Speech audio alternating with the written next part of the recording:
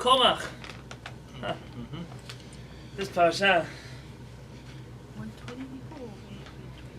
This is a whole different world. This parasha. Yeah, you found it? Put it here.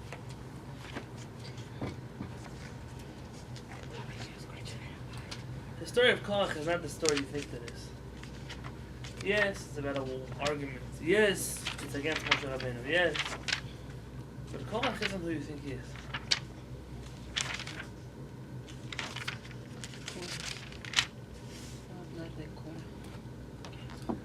Korach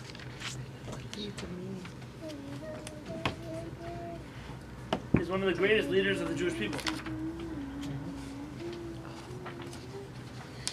Korach is today the equivalent of what you would think is the greatest rabbi that you could possibly think of. Rabbi Yoni. No, Chasra. Said you could possibly think. Korach is not just a Joe Schmo from the street. He's not a nobody. Vaikach Korach ben Yitzhar, the son of Yitzhar. Ben Kehat, the son of Kehat. Ben Levi. Who's Levi? My great-great-great-grandfather. Datan v'Aviram, and Datan and Aviram. Bnei Eliyav. The children of Eliyav. Ve'on ben Pelet, and On the son of Pelet. Bnei Reuven. The sons of Reuven.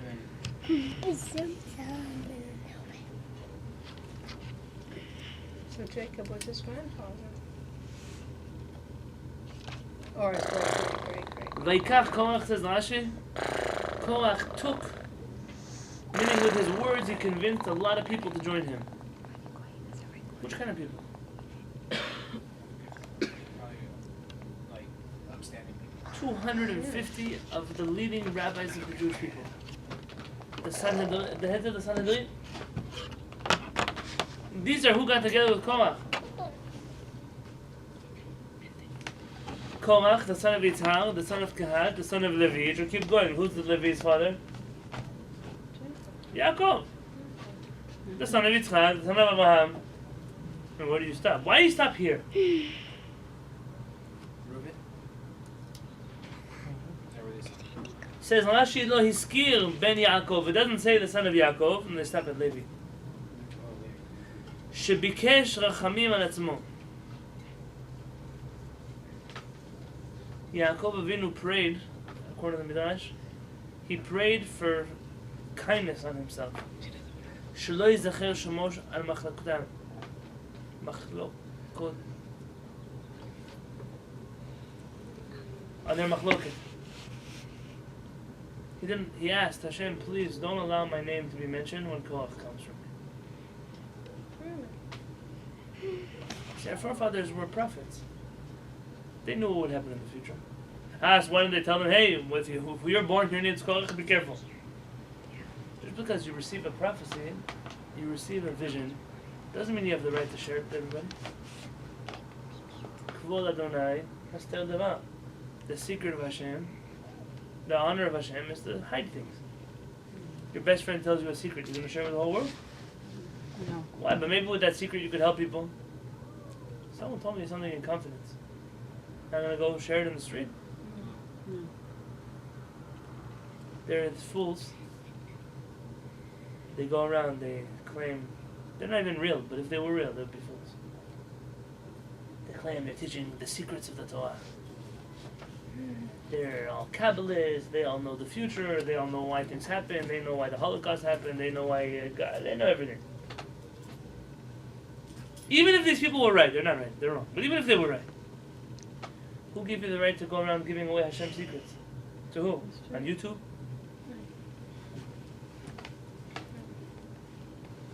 In English? If someone is ready to understand Kabbalah, you don't think they can read it in Hebrew? That's good. I mean, you think, if you're ready to understand the secrets of the universe, at least the secret of the Hebrew language you know. You don't know, so stay away. Someone says, hey, professor, I want to study calculus. Okay, what's 2 plus 2? I don't know. How you going to study calculus? You don't know 2 plus 2. How are you going to study the secrets of the universe? You don't even know who you are. Now you want to figure out what the universe is all about? You want to discover world peace. But you don't have peace with anybody in your own life. Like in world peace, the world doesn't need you involved in the peace. We live in an upside down world. People are the opposite of what they're supposed to be. Yaakov Avinu knows the future, but he doesn't give it away. What can he do? Hashem, keep me away from this story of Korach. I don't want to have a part of it.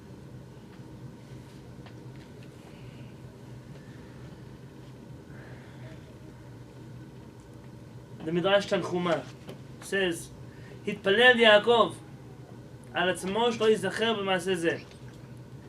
He asked that he wouldn't be found in this machloket, in this war.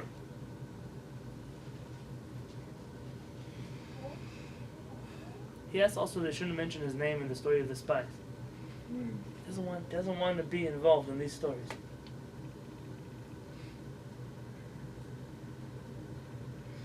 Does he get anything for not being involved? Imagine if someone says, "Hey, you know so and so? You know who their grandfather was?" Because the grandfather's dead. You lose anything? No, but I don't want, from all the grandkids that I have, then I should be named after that one. I have more grandkids than that. Moshe Rabbeinu was also a grandkid of Yaakov Avinu. When you say Moshe, say the grandson of Yaakov. When you say Korach, leave me out of it. It's the nature of a grandparent. Grandparents are different than parents. In today's world, it's upside down. In today's world, you find that grandkids are closer to their grandparents than they are to their parents. It's true. It's a strange situation. They're the ones that watch them all the time. Yeah, it could be you have a generation of parents who don't take care of their kids. Or it could be you have a generation of grandparents who don't know what it means to be grandparents. The bottom line is that between your child and your grandchild, who should you care about more? Your child. Your child. That's in human nature like that. My child is closer to me. My grandchild? See, if someone says, you have a bad kid, hey, careful what you say about my kids. You're already talking about my grandchild, my great-grandchild? Listen, what can I do? I didn't raise him. I didn't make her. There's only so much I can be held responsible for. The Or Chaim HaKadosh wants to understand why is it then that Korach is mentioned after anybody's name, meaning leave everybody's name out of the story. What did Levi do wrong? My answer, I don't know if it's a correct answer. My answer is simple, that a parent cares more about their child, perhaps. They don't want you to so quickly throw me out of your family. A grandparent doesn't have the same kind of relationship as a parent does. Who are they fighting against? Moshe Rabbeinu. Who's Moshe Rabbeinu? Who is Moshe Rabbeinu? The leader? He's a servant of the whole Am Israel. Like, he thinks that he's trying to be the So leader. now he's being jealous of him. Yeah. What's he jealous of? That That he's not the leader. That he's not the leader. But Moshe Rabbeinu didn't he never even take the position. He was. And he doesn't even look at it as him being a leader. He's like, he's a servant to the people. Is he upset at Moshe Rabbeinu that Moshe Rabbeinu is the leader? He's upset at Hashem. That Hashem He didn't choose to be a leader. Is this what bothers him?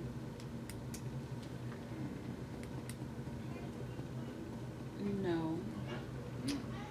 Nobody's stupid enough to say that Moshe Rabbeinu is taking my spot. Everybody here knows Moshe Rabbeinu is Moshe Rabbeinu. He spoke to Hashem. He is splitting the sea. The 10 plagues. Come on. Nobody here is busy saying Moshe Rabbeinu shouldn't have been chosen. Every good liar knows that you can't attack everything. You have to attack the weakest link. You don't attack the strongest point. When you want to chop down a tree, you cut the same place over and over and over. You don't hit once over here, once over here, once over here, because you're never going to cut the tree down. You go where it's weak. That's when the tree falls. I'll tell you the story. The story is family politics. Family politics.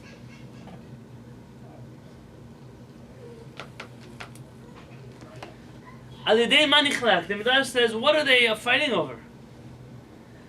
Al-Yidei Elitzafan ben Uziel. Elitzafan, the son of Uziel. Achi Aviv. It's the brother of the father of Korach. The father? His uncle. Korach has a dad? Yeah. Who's Korach's dad? Is Ele? Yitzhak has a brother named Elitzaphan.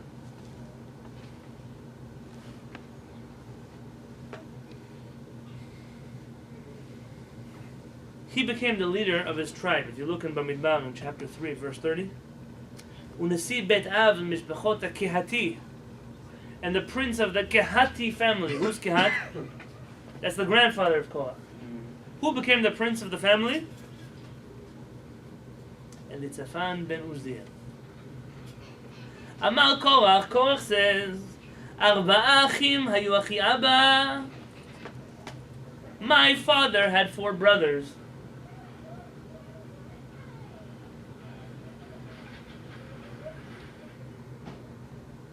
Like it says in the Torah, the children of Kehat were Amram, Yitzhak, Chevron, and Uzziel. Amram was the oldest. Who was Amram? You know this name, Amram. Yeah. Father of Moshe. Father of Moshe, very good. Who is Moshe's older brother? Aaron. What is Aaron given? Which honor? Or which job? To be the high priest. To be the Kohen Gadol, the high priest.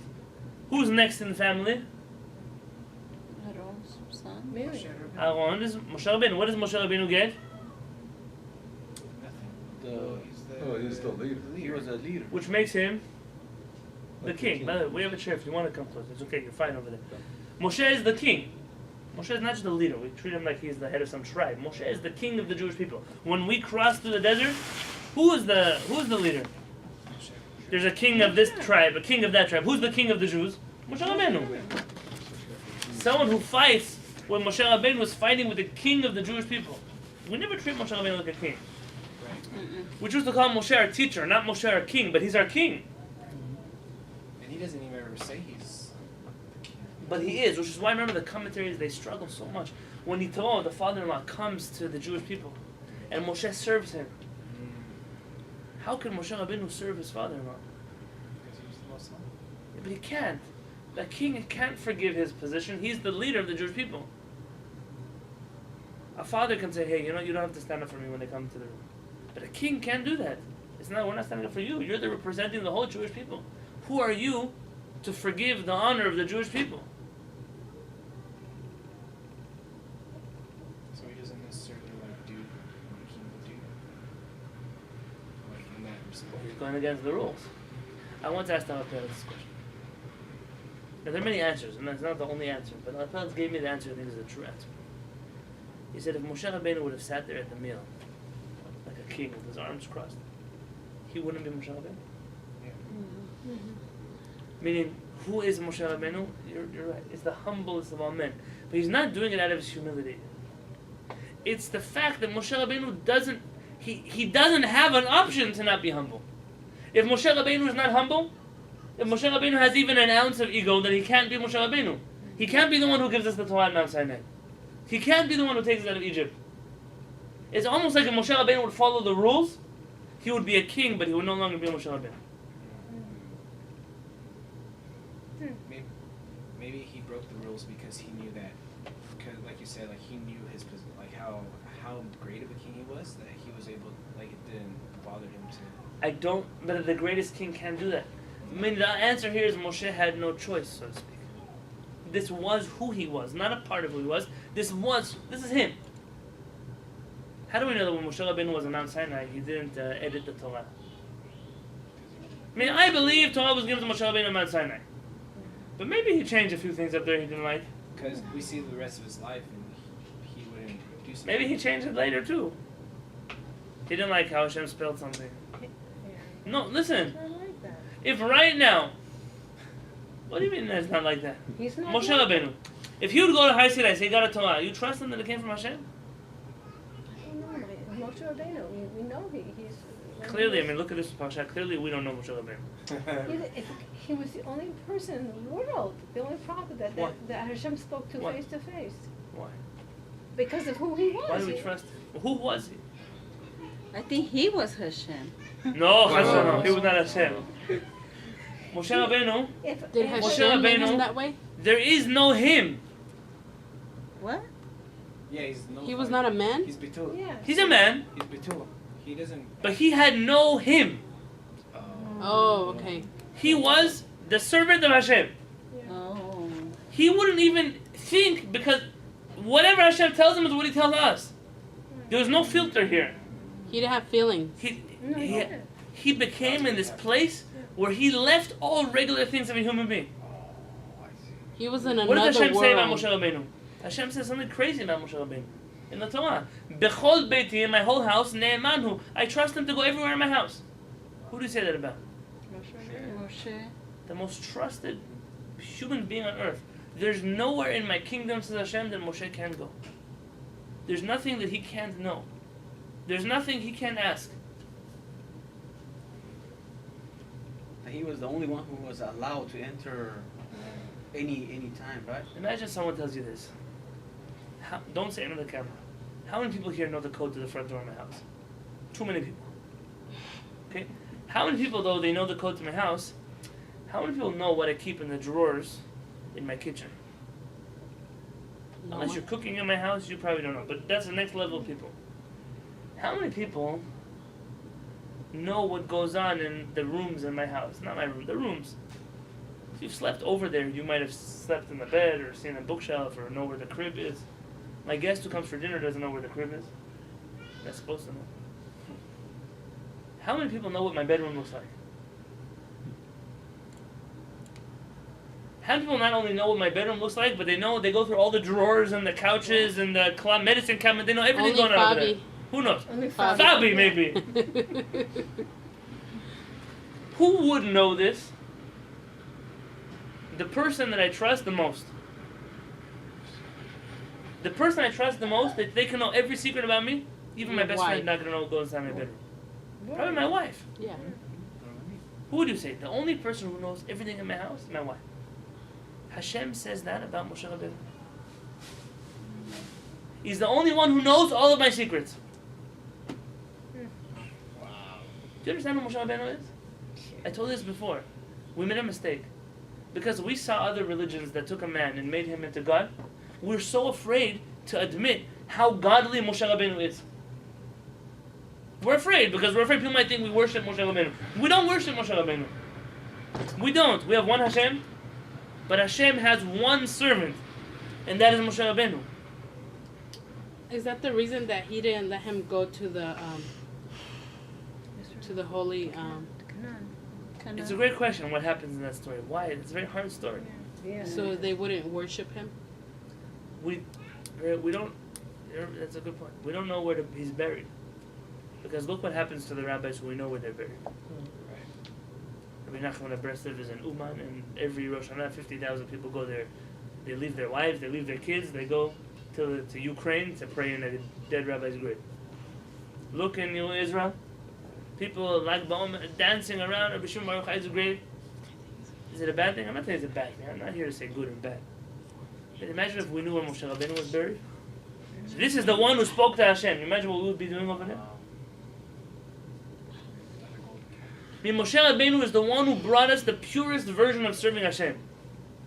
It wouldn't make sense then to worship Moshe Rabbeinu. But we have to stop being so scared to tell the world who was Moshe Rabbeinu to us. We always say, oh, you believe in a man, we believe in Hashem. You don't have to be scared. Even the man that we believe in, he can make kufta kebabs out of your man. You can take your guy, he's walking on water, he's going in heaven on a donkey, whatever he's doing. Moshe Rabbeinu could sit on him and he would become flat like a pancake. What is your man? We also have somebody. We also have a prophet. The father of all the prophets in the world. Sometimes I wonder, people, they want to read Yechezkel, they want to read Yirmiyahu, they want to read Yeshayahu, all the prophets. But the prophet Moshe, they don't know. Because the name is not so fancy. You ever argue with a Christian missionary, they're going to say, Isaiah 53. Tell them, what about Moshe Rabbeinu, verse 1? What about that? They're like, well, who's Moshe, verse 1? You don't know. I know you don't know, but that's why you still believe Isaiah 53. It's Because you don't know Moshe number one. Moshe Rabbeinu. The people who are arguing now against Moshe, they're not just arguing against the rabbi of the Jewish people. They're not arguing against the king of the Jewish people. They're arguing against the only human being on earth that Hashem said, He knows everything in my house. I trust Him more than anyone else on earth. Hashem didn't say that about Avraham Avinu. There's nothing bad about Avraham Avinu. Hashem doesn't say that about Yitzchak or Yaakov. He doesn't say that about Rabbi Shimon Bar Yochai. He doesn't say that just about Moshe Rabbeinu. Why? Moshe reaches this level that's unprecedented. Nobody ever reached a level like Moshe Rabbeinu. Rabbi, but how he reached that level? That's a great question. That's for another class, how Moshe Rabbeinu reaches this level. I give you one answer. Did Hashem gave him that? Did Hashem make him like that, or So he normally choose to the do answer we would give you is to say, no, every person makes them who they are. But you see in the Torah, Moshe Rabbeinu was born and the house is full of light. Something was special about Moshe Rabbeinu when he was born. But there are a lot of people who are born special, and then later they become a drug addict in prison. Or they're born special and they become a crook. Not everyone who's born special stays special. Moshe Rabbeinu was one, very humble. You cannot understand how important it is to be humble. What is going on up there? It's silent. How you mute it? Let me see. Is it an iPhone? It's your screen, like A smartphone or a stupid Thomas. phone? You know, the caveman doesn't know how to work his phone. I turn it off. I know, I'm afraid he's going to break it. I'm not used to phones like that. I turn it off. That's okay, don't worry, no problem. Maybe this is just something I was thinking about. Maybe Hashem like put so much. He put like him in an impossible area of his life, or in situations where he started seeing Hashem's hand move, and he just more and more was just like, why am I trying to control? Why would I try to take control over anything? Because every step of the way, Hashem was like taking control of it for himself, or taking control of it for him. You see, I didn't use the word you used before, Bittul, because I don't believe in that word. I don't believe either that's what's happening here with Moshe Rabbeinu. I know there are those who do, but I don't believe it's happening here with Moshe Rabbeinu. Moshe Rabbeinu is the humblest of all men. He also happens to be who? Shouldn't fall to the hole. The second Moshe Rabbeinu is? He cares about people. What makes Moshe Rabbeinu great? He sees an Egyptian man hitting a Jew and he saves him. He sees two Jews fighting with each other, he stops the fighting. Moshe Rabbeinu is a person who always puts his life on the line for other people. They once asked Rav Kook, how is it that you became so holy? You know what Rav Kook said? He said, not once in my life did another person ask me for a favor that I was able to do, and I said no. Meaning, there are things that I can't do, right? But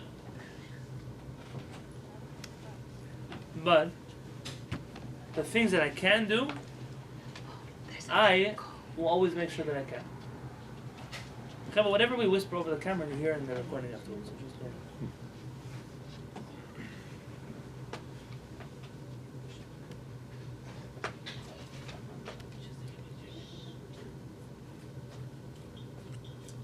ויקומו לפני משה, and they get up in front of Moshe. ואנשים מבני ישראל, people from the Jewish people, 50 ו-200, 250, נשיאי עדה. They were the leaders of the Jewish people. קראי מועד אנשי שם. They were men that were very famous. So Korach says, listen, Aaron got to be the Kohen Gadol, the high priest. Moshe got to be the king.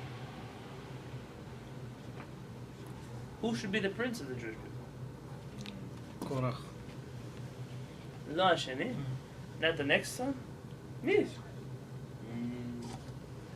ואני, בנו של יצהר, I, Korach, am the son of יצהר. הייתי ראוי להיות על משפחתי נשיא. I should have been the leader of my people, my tribe. I should have been the prince of the house of God. והוא עשה, and this one, Moshe Rabbeinu did, בנו של עוזיאל קטן של אחי אבא. He told the youngest son, יהיה גדול עליי, the younger one is going to be leading me. הריני חולק ומבטל כל מה שנעשה על ידו. I won't stand for it. I'm going to stand up and undermine everything that Moshe Rabbeinu did until today. And he doesn't even, when he talks about this whole thing, when Korach comes up to him, he doesn't just say, like, how come I'm not in charge? He says, look at all these other people, they're all holy. How come, he says right there, exalt yourself above everybody. Korach is being the opposite of Moshe Rabbeinu. Moshe Rabbeinu is the humblest of all men. Why does Moshe Rabbeinu appoint whoever he appoints? Because that's what Hashem tells him to do. Moshe was trying to look out for one brother over the other brother. He doesn't care. That's not his point. Hashem tells him what to do. He does it. Korach is jealous. Why should he lead me? Something very interesting you find here. What's the motivating... Let's say... who's older, Mario or Moshe? Mario. Let's say Mario gets appointed to be the chief brother of the Lopez family. And Moshe gets very jealous. So Moshe comes there, I don't get it. How come Mario became the chief? Now, Angel, what would Moshe have to do that you would risk your life to help him be the chief of the Lopez family? Do you care? It's not your problem. It's a Lopez family problem. It's Moshe's problem. Why in the world would 250 people help Moshe? That's a good question. Korach is smart. He's a politician. What is a politician? A liar. Politicians and actors are in the same field. They do the same things. Just one people believe, and the other one people don't believe. They're both liars. There's no reason to believe one over the other. Politics is like science fiction. UFOs, lights in the galaxies. It's nothing real over there. You have no idea what's really happening in politics. You have no clue. Someone's playing chess and you think you understand everything. That's nothing. It's all a game. One game here, one game there, one piece here, one piece there. But you think you get it. You write news articles, you read the news, you watch the news. You waste your whole life because you might as well be watching good movies because it's the same actors. Just the ones in the movies are better. There's actually an end. Yeah, there's an end to the movie. Yeah. How come Korach and the other people, they're on a really high level? Wait. How come they? Yeah. How come they?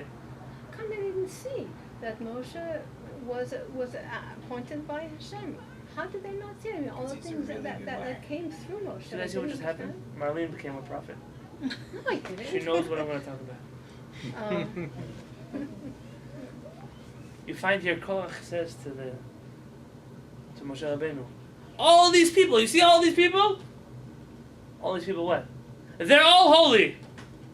Why are you going to be the one to lead us? What does Korach do? It's not about me, it's about you too. What do you mean? It's about all of us. It has nothing to do with all of us. It's only about you, Korach. No, it has to do with all of us. That's what he convinces them. It's not true, but that's how he gets everybody on board. Oh, you'll notice in Pirkei Avot. Pirkei Avot says there's a machloket, an argument that's for the sake of heaven, and an argument that's not for the sake of heaven. It says any argument that's for the sake of heaven will end up that it will work out. Everything will be good in there. And every argument that is not for the sake of heaven will not work out of it. So what is an argument for the sake of heaven? The argument of Hillel and Shammai, the two rabbis that always, look, they all married each other, their kids, everything worked out. And what is an argument that is not for the sake of heaven? Korach and his assembly. Says Rabbi Yosef, there's something wrong with the words here. There's no war of Korach and his assembly.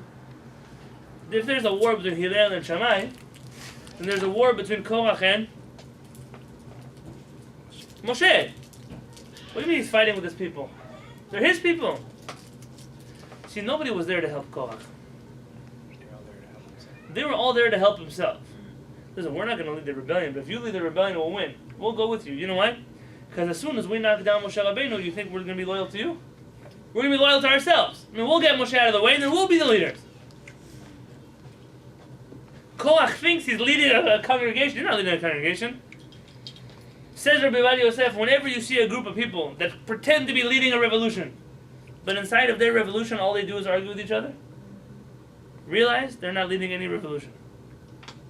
This machloket is never going to be a good one. Because even on they can't get along with each other. How do you think they get along with everybody else? There's one wise person in this whole story. One wise person. Oh, wrong? No, those are wise people. Oh, wait, but the two brothers decided not to go along with it, are the two sons of Korach? Or his wife? One of... On Ben Pelet, very good, Baruch, That's you're why, right. Because she says to him, she tries to That's right, that's right. On Ben Pelet. The Midrash Rabbah says that On Ben Pelet's wife saved him. What did she tell him? Oh, that's his right. Amalo says, hey, On, let's think this through over here, right? Why should you fight the government? Why should you fight the leadership here? If Aaron is the Kohen Gadol, you'll end up just being the second in command. You'll be a student of his. If Aaron is chosen to be Kohen Gadol, then you're just going to have working for him, but you're not going to be the Kohen Gadol. Vim Korach hu Kohen Gadol. And if Korach has a Kohen Gadol, I mean right now, Aaron is the Kohen Gadol, right? She says, On, are you the Kohen Gadol? No. So now you're going to help Korach become the Kohen Gadol. Are you going to be the Kohen Gadol? No. So why are you getting involved? Anyways, you're not getting anything out of the story. It's like when everybody. V'kach etzirato, and through this she saved him.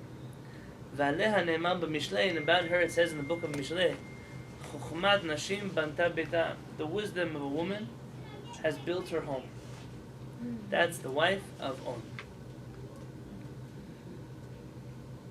I have two things to say here, but first I have to ask a question. Was this such a tremendous logical argument that she made? Is it sound logic? Yes. Yeah, it sounds like it. Is it so brilliant that he couldn't have come up with it on his own? No. I think he was probably just very emotional about it, and she was more grounded at this time. Says the Peretz, everybody who's in a situation is blinded by a situation. Yeah. When you're in the heat of the moment, you're not thinking straight. There's a revolution. You want to jump on the bandwagon. Everyone's excited. You don't want to be a loser. You're not thinking straight. Everybody needs a wife, or a husband, or a best friend, or somebody who says, hey, come here, come here. You're not thinking. What you're doing is wrong. Yeah. Do you know what people do? This country created a nice approach. It happens everywhere, but here, I see it a lot. Who are your friends? You're going to do drugs. So who's your friend? The one who helps you get drugs. Who do you hate? The one that tells you, hey, if you keep doing drugs, you're going to kill yourself. It's the opposite, understand? The one who cares about you is the one who says you're going to kill yourself. The one who hates you is the one who's helping you find drugs. But somehow, we've done this in the world. Someone tells you, hey, there's something about you, it's not good. What do? The first thing you run away from, you hate them. Sometimes people say, the rabbi, this isn't, he told me. What did he tell you? He told you that you're ruining your life and that you should get your act together. You don't like it? That's okay. But all the people who are pretending to you that ruining your life is good for you, those are not your friends.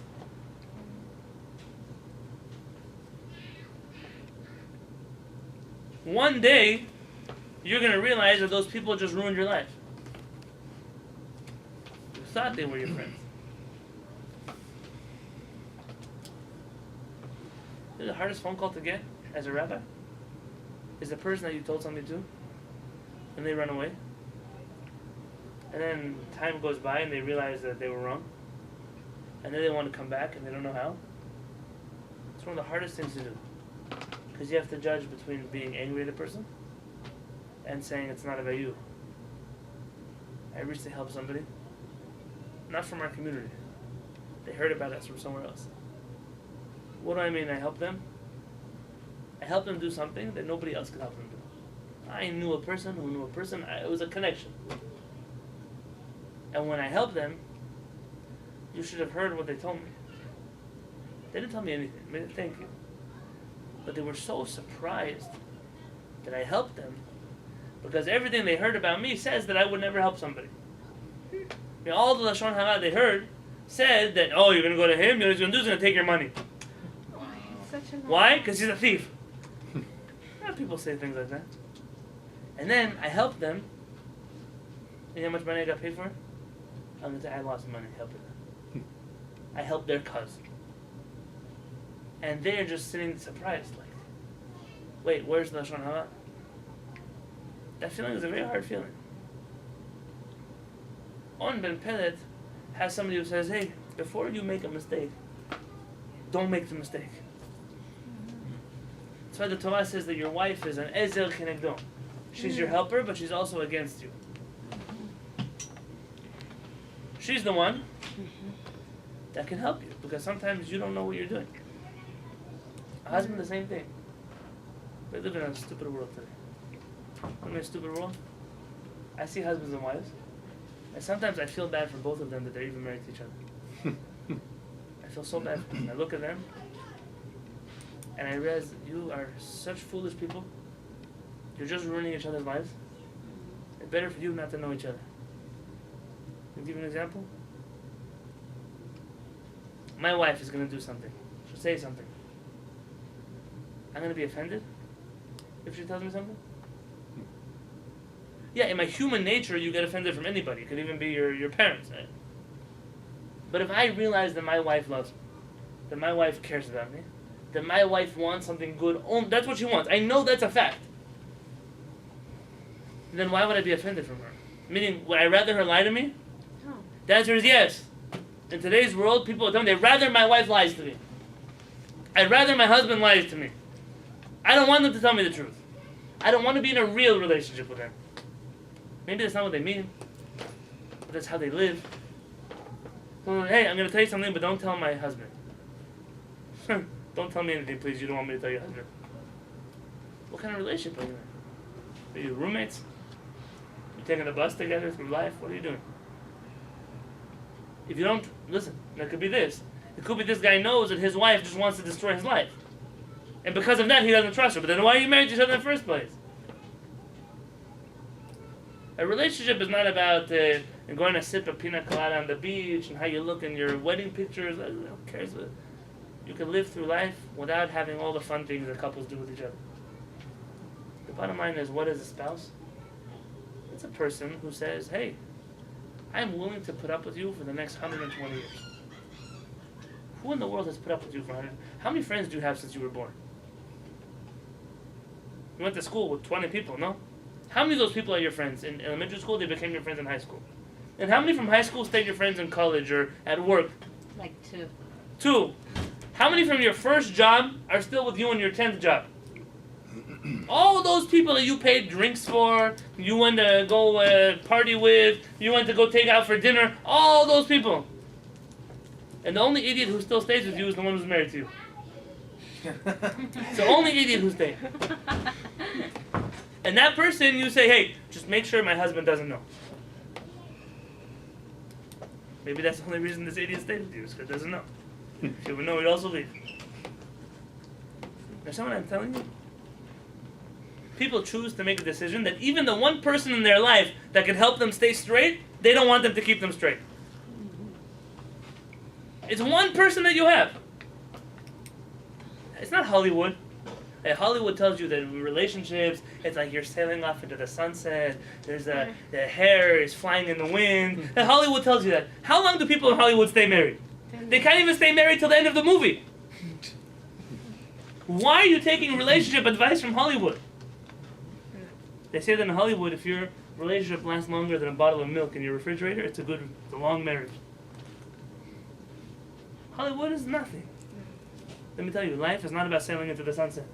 Marriage is not about the hair blowing in the wind. Marriage is about being broke sometimes. Marriage is about being sick sometimes. Marriage is about... But guess what? This is the only idiot who sticks around with you. It's a choice that somebody makes. It's also a choice that you make. But if you're both choosing that, so at least have a good time out of it. At least say, hey, if we're broke, at least let's be happy with each other. That much we can do. Don't fight. I'm broke because of you. I'm broke because you don't get a job. I'm broke because you chop too much. What's that good for? Now you're broke and you hate each other. Now both of you are idiots. On has a wife. Listen, I don't know how their relationship was doing. They didn't come to me for counseling. But On's wife says, listen, I might be the idiot who's going to stick around with you, but I'm not going to let you get involved in this argument over here because I care about you. Because if you just take 1 minute to think about what you're getting yourself into, you'll realize it's not worth it for you. It was worth it for On to have a wife just for this moment in time. Because that saved his life. Lo tov heyot adam levado. What good is it for a person to be alone? Okay, so some of us are temporary between one. We're looking now, Baruch Hashem, whatever. I'm not here to solve the world's problems. Do you have someone? You have friends who care about you? You have a rabbi that gets on your nerves sometime? Think about who's really your friend in life. All those friends that say, hey, come on, what are you going to synagogue again tonight? Come, let's go. Those are your friends. Those are the people you care about. 20 years from now, those people are not going to be your friends anymore. And what did you gain out of it? You've lost another 20 years of your life. Another 20 years of your life. I never went to go visit a sick person in the hospital who told me, I wish I would have partied harder. Never I hear that. I wish I would have worked overtime. People tell me I wish I would have spent more time with my kids. Look, they don't even come to visit me in the hospital. I wish that I would have remembered my wife's birthday because she left me as soon as she could, and I'm here dying alone in a hospital. I wish I would have studied more. I wish I would have accomplished more. I wish I would have understood the world better. Those are choices that people make. And to wrap up this whole parasha, so all these people get together to fight who? Moshe Rabbeinu. Moshe Rabbeinu, the one person who's saying, hey guys, I'm the one keeping you straight. I'm the one who's going to get you to the Holy Land. I'm the one who took you out of Egypt. No, you don't remember? What do these friends get you? Look what happened to Korach. They get swallowed up inside of the earth. What does that do for you? What did you get out of having friends like Korach and his friends? Nothing. You didn't even make it into the land of Israel. To die here in the desert for what? Because a little bit of action. A little bit of, hey, let's make a revolution. A little bit of ego, of honor, of pride. For what? And who are you fighting against? The only one who cared about you. The only one who says, Hashem, if you're going to get rid of the Jewish people, erase me from your book. The only one who, when you were a slave in Egypt, said, I'm going to get you out of there. It's the only one. So now you bring him all the way to the desert, and then you backstab Moshe Rabbeinu? Korach and his assembly are not just evil. The reason why they're so evil is because of how righteous they pretend they are. And this is the message of our parents. If they're so righteous, how come nobody said anything about who's the best one for the Jewish people? These no one talks about are very righteous leaders. How can it be so The Zohar says they're even Kabbalists. So how come they didn't say who's the best one to lead the Jewish people? Watch. It wasn't in Peretz says, you know, Korach, the son of Yitzhak, the son of Kehat, the son of Levi. You know how righteous this family is? So what? It doesn't make you holy when you're wrong. It doesn't make you right when you're doing something wrong. I hear what the people say in the street. Look at the synagogue, look how successful they are. Look at this mainstream Jewish group, look how incredible they are. Don't speak bad about these people because they do a lot of good things. Don't say, this one, his grandfather was the biggest Kabbalist that ever lived in the world. Who cares? Who cares? Look at Korach. Korach was the greatest rabbi in his generation. Perhaps Moshe Rabbeinu. Korach has 250 rabbis. They signed a paper agreeing with him. Korach has a family tree that nobody in this room has. Myself included. Nobody has like him. And Korach is wrong. Because all the things that you think are important, how much money people have, what kind of family they come from, how much Torah they learn, how many times a day they pray, all those things that you think make a person so righteous, it's not so righteous. This week, I've been very depressed. I'm looking around the Jewish community. Nah, forget San Diego. San Diego's not that Jewish. The world.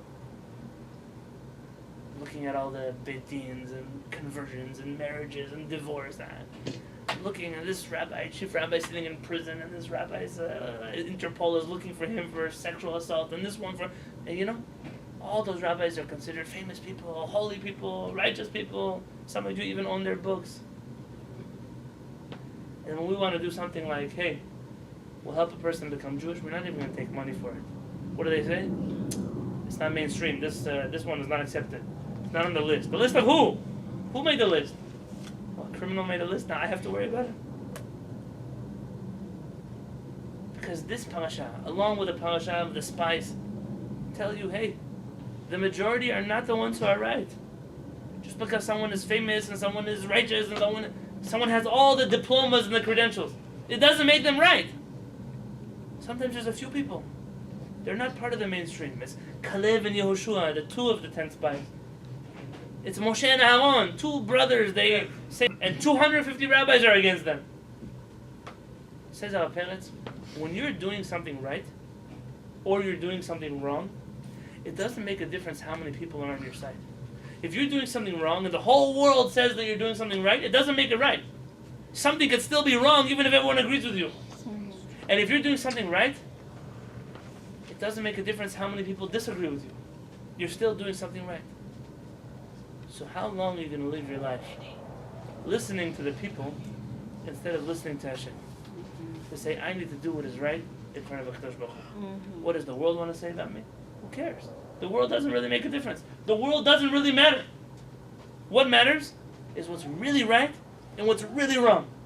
Everything else doesn't make a difference. And who should know that more if not for the Jewish people? If numbers meant anything, if the majority or the minority meant something, there are more Christians than there are Jews. Yeah? Of course. There are more Muslims than there are Jews. No. So why don't we all become Christians or Muslims? Because our tradition tells us that you don't have to be in the majority. You could be the only person, the only loser in the world. The only Avraham Avinu who stands looking at the whole world and says, all of you believe in idols. I believe in Hashem. And they make fun of you in your face. And they laugh at you in your face. And they tell you that you're crazy because everybody knows that idols are the real God. And Avraham Avinu sits there looking at them and says, don't worry. Just watch and see. And he's right. Because it doesn't make a difference how many people are there. And Moshe Rabbeinu stands in front of Korach. He says, it doesn't make a difference how many people you have. It doesn't make a difference how many angry people are fighting with you. It doesn't make you right. And just wait. And time will tell. And you'll see that if you were truly righteous and you were truly right, at the end you will be vindicated. At the end you will be validated.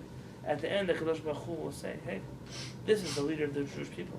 The Rambam will come along a while later in history and say, one of the 13 principles of Judaism, believe in Hashem, believe in the Torah, and believe that Moshe Rabbeinu was the father of all prophets. Because even though Korach tried to convince you that Moshe Rabbeinu was controversial, that Aaron HaKohen was not mainstream, they tried, but it didn't work. And Baruch Hashem will always stand up, will always do what's right, even if the whole world wants to shout. Because Avraham Avinu already taught us, the whole world could scream. We're on this side of the river, they're on that side of the river. We couldn't care less. Because all we care about is doing what's good. Because Hashem, that will take us very far in life. Amen. Amen.